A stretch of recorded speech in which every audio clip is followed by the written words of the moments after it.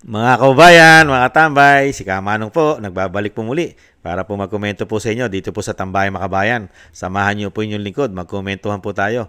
Siyempre po, magandang umaga po muna, tanghali, hapon, gabi, madaling araw po sa ating lahat. Sana po maingatan po tayong lahat mga kababayan. Ito po, komentuhan po natin mga tambay, ito pong si Kati Binag. Si Kati Binag po ay nagpahayag po nung mga nakarang araw. Talagang siya, marami pong bumabatikos talaga sa kanya at humahamon. Hinahamon po siya na yung sinasabi po niyang hawak niyang USB ay isa publiko niya na. Ilabas niya na. Ilabas niya na raw po, mga tambay, kung talagang totoo raw po ang sinasabi niyang bintang o paratang na gumagamit ng pulburon ang pamilya ng ating Pangulo at napakarami pang sinasabi ni Kati Binag na involved sa pulburon. Mga kababayan, sinagot naman po ni Kati Binag yan. Ito po, meron po siyang maiksing sagot at balik tanaw po natin yung kanya pong sinabi noong mga nakaraang taon, mga tambay. Pakinggan po muna natin yung kanya pong yung kanya pong sagot sa mga bumabatikos po sa kanya. Kung ano po ang dahilan niya, bakit hindi niya po ito nilalabas pa hanggang ngayon. Yung talagang sinasabing napakarami niyang hawak na mga video at napakarami daw po mga litrato pa yata. Pakinggan po natin si Kati Binag. Di ba umpisa pa lang ang sinabi ko na ang USB ko ay ang aking proteksyon. Lalabas yan sa tamang panahon at yung tamang panahon na yon is merong may mga nakakaalam kung kailan at kami na lang yon. Hindi pa Yan ba po. pwede yun? Yung sulat-sulat? Oo, hindi pwede yun? Yan po mga tambay. Ilalabas niya po ng tamang panahon eh. May tamang panahon po. Yun po ang ayon po kay Kati Binag. At tingnan din po natin mga kababayan. Ito pong mga nakaraan pong pahayag po niya mga kababayan. Nung yung kasagsagan po ng pagputok po niyan. Pero ilalabas niya po yan sa tamang panahon. Ito naman po ipahayag niya. Ibalik tanaw po natin. Talagang Biniro ko lang naman. Alam niyo ho, nung lumabas ho ako at nagsalita ako at nagdesisyon ako magsalita against sa ating presidente sa kanilang ginagawa or vision nila sa paggamit ng droga.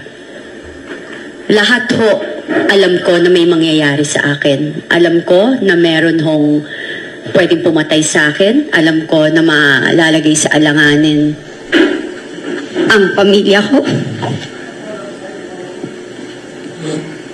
At alam ko marami akong kaibigan na mawawala. At nangyari ho. Pero pinili ko pa rin pong magpatuloy kasi yun lang ho yung kaya kong ibigay para tumatanda na rin ho ako. And ang hirap din ho sa sitwasyon ko kasi both my parents namatay na ho. Wala akong magulang. And I have 5 kids, 4 na babae. At matitino, matatalino, mababait. I'm so proud of them. And eto lang yun. Yun, katulad nila Crisette, kami lahat dito. Wala ko kaming inihingi. Hindi ko kami naghanap ng posisyon. Hindi kami nagpapasikat. Anong papasikat? Sikat ka, mamamatay ka? Yan ba yung sikat? Isinasalang mo yung buhay mo. Hindi po joke yung ginagawa namin. Sabi nila, may isa nga akong friend, sabi, why is Cathy, parang, she went ballistic na. Sabi ko, ballistic na kung ballistic. As long nagsasabi ka ng totoo. Ako hindi ko maintindihan yung nangyayari ngayon. Sa ating mga politiko o leader natin sa ating bansa, dapat ho. yan po mga tambay. Marami pa po yan. Napakarami niya pong upload, di po ba? Na talagang napakarami po niyang sinabi diyan, pati po ang congressman na anak ng First Family, mga anak, mga kaibigan at mga kilalang tao, di po ba? Kaya nga lang po dito po sa sinabi po ni Kati, yan po yung mga nakaraang panahon pa yan. I think mga ilang buwan po yan, nilabas niya rin po yung video na yan na talagang yung sinasabi pong maraming mawawala at malalagas sa kanyang mga mismong siya mismo at yung mga kaibigan niya. ay maaring mangyari po na mapolitika at bawian ng buhay, mga kabayan. Ano po ang sagot ni Cathy Binag? May tamang panahon. Ito po yung nakarang araw, sinagot niya na po na ilalabas niya pa sa tamang panahon. Kasi totoo naman yun Protection niya sa pamilya niya yun Number 1, meron siyang 5 anak. 4 na anak yata o 5 ang anak niya. Kailangan niya proteksyonan yon. Di ba? Dahil ngayon po, sa nakikita po natin, wala pong proteksyon. Kung yung dating Pangulong Duterte, hindi nakakuha ng proteksyon sa men in uniform.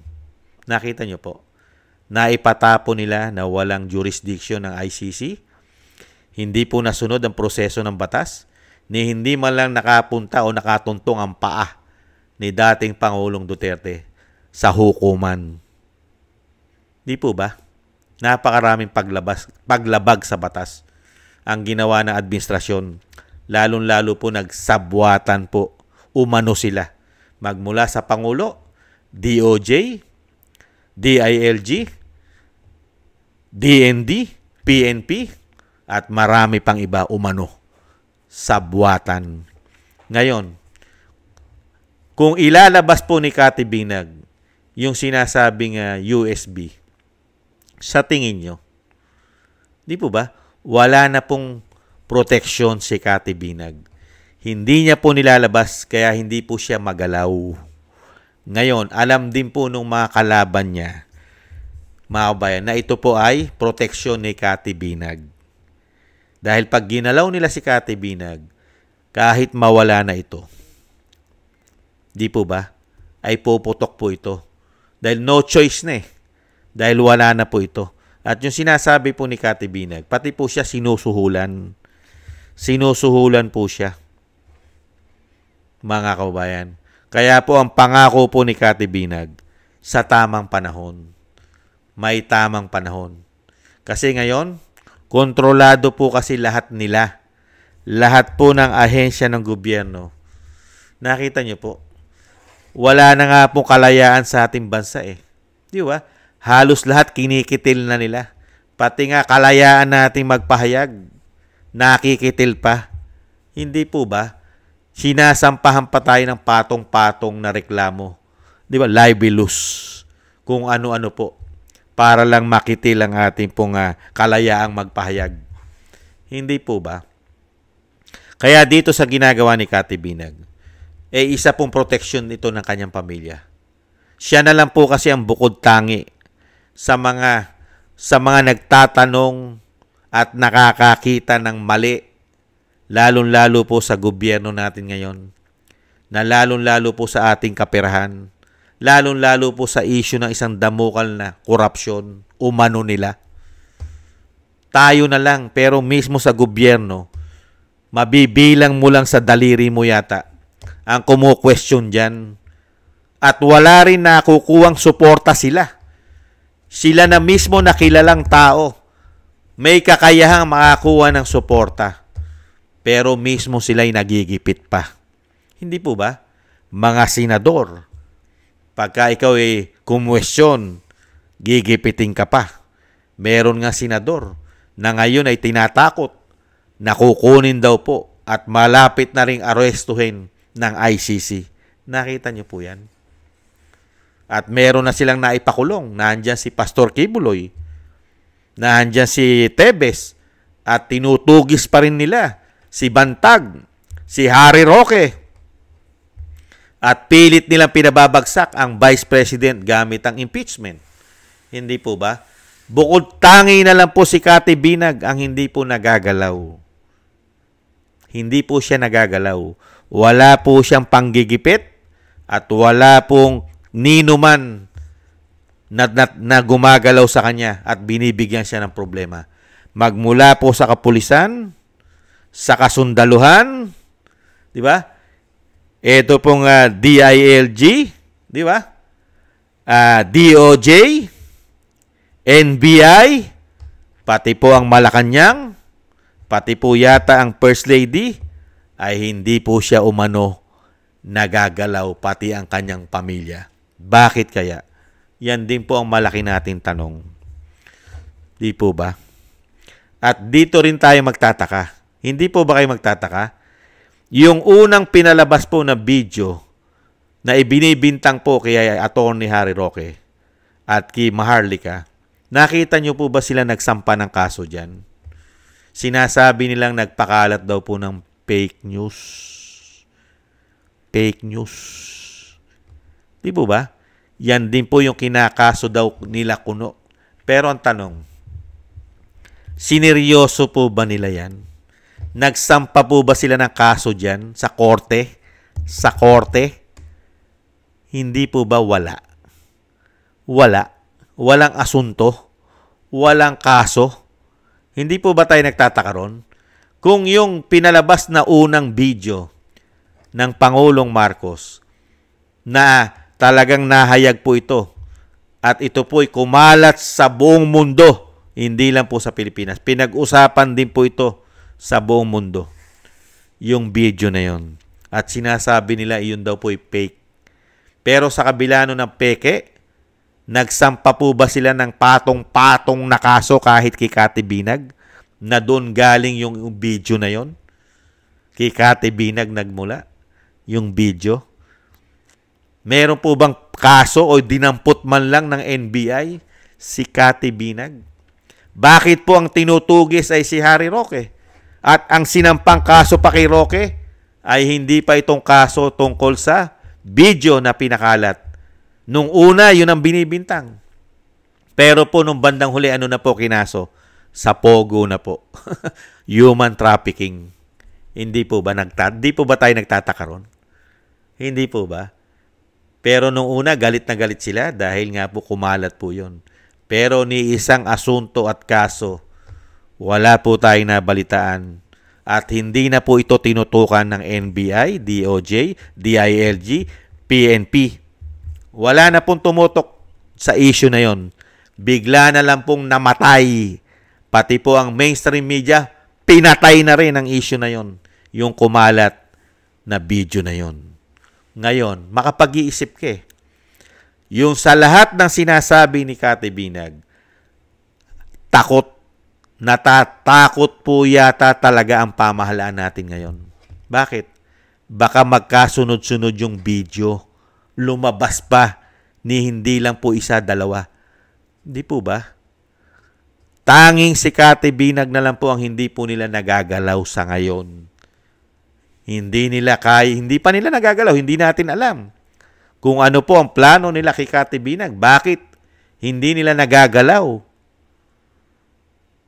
Ano kaya ang proteksyon meron si Kati Binag? Hindi po ba? Halos lahat po na nagsabi na ang presidente ay gumagamit ng pulburon, pati ang dating Pangulong Duterte ay nagsasabi na gumagamit ng pulburon ang Pangulong Marcos. Nabigyan na po nila ng aksyon, naipatapo na. Bukod tangi na lang po mga kabayan si Kati Binag na sa kanya nagmula lahat.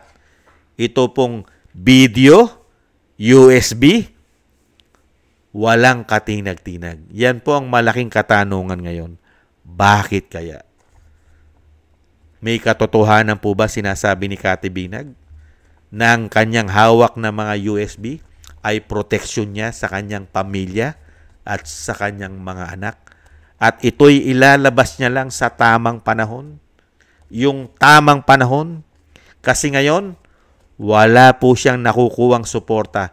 Yung kaisa-isang suporta na sana ay makapagbibigay po sana sa kanya ng proteksyon. Yung dating Pangulong Duterte na sinusuportahan o susuporta pa sana sa kanya ay naipatapong pa sa dahig. Hindi po ba? Sino pa ngayon ang aasahan ni Kati Binag na magpuprotekta at magtutuloy-tuloy nitong kanyang hawak na USB sa panahon ngayon? Halos po lahat ay nagigipit na. Siya na lang po halos ang hindi natin nababalitaan na siya po'y hinaharas at ginigipit at sinasampahan ng patong-patong na libelo o libel. Wala di ba? Kaya po makapag-iisip ka bilang isang Pilipino. May katotohanan po ba talaga ang hawak ni Kati Binag na USB? May katotohanan po ba ito? Yung una kasing nilabas, di po ba? Hindi po nila yan kinasuhan. At patay na po yung issue na yan. Pinatay na po nila yung issue na yan. Ayaw na po nilang pag-usapan yan, mga kababayan. Yan po mga kababayan, ang ating maiksing komento kay Kati Binag na kumalat po yan at talagang pinag-uusapan po at pati po siya ay binabatikos. Sinagot naman po niya yung batikos kung bakit po hindi niya nilalabas hanggang ngayon ang kanyang hawak na USB. Talagang pinag-iitan niya na ito'y protection niya sa kanyang sarili at sa kanyang mga anak at sa kanyang pamilya, mga kababayan. Maraming salamat po sa nagusto po ng ating Tambayang Makabayan sa YouTube at TikTok. At ganoon din po sa mga nagko-comment, like, share, and subscribe. Sa ating po mga subscribers, thank you po. Mabuhay po kayo. Shoutout po sa inyo lahat. Ingat po kayo mga kababayan. At thank you rin po sa mga biyaya at tulong na pinagkakaloob nyo po. Shoutout po Norma Garcia, Michelle Yamaguchi Vlog, Rosalina RK, Team 888, Wills Bubbles 5697, si Arfel Villacorta, Teodorico Erguisa Jr., si Annie Jo, ako si Pilam, Jovelyn Watanabe ng Japan, si Jem Aris ng United Arab Emirates, Baby Roman, Ate Isa ng Cagayan, si Julieta Silona ng Sydney, Australia, Gina Ray Solidides ng Berlin, Germany, Jake Yahoo 4531 ng Maisog, California, USA, Eric Hershio ng Canada, at si Kingston 123 ng Hong Kong. Thank you po. At ingat po kayo mga kabayan, lalong-lalo po sa inyong mga paggawa. At syempre po, bago po tayo magtapos, yung panalangin at dalangin po, sama po natin na sa pag-iingat po at maingatan po ang pamilya Duterte, ang ating Vice President, ang dating Pangulong Duterte, na maingatan po lalong-lalo po ang kanyang kalusugan, mailayo po sa kapahamakan at madugtungan po ang kanyang buhay at makabalik pa po sa lalong mabilis sa ating bansa. Maraming salamat po sa mga panalangin at dasal, mga kababayan. Muli po mga kababayan, thank you po. Ingat po tayo. Paalam. Bye-bye. Sa muli.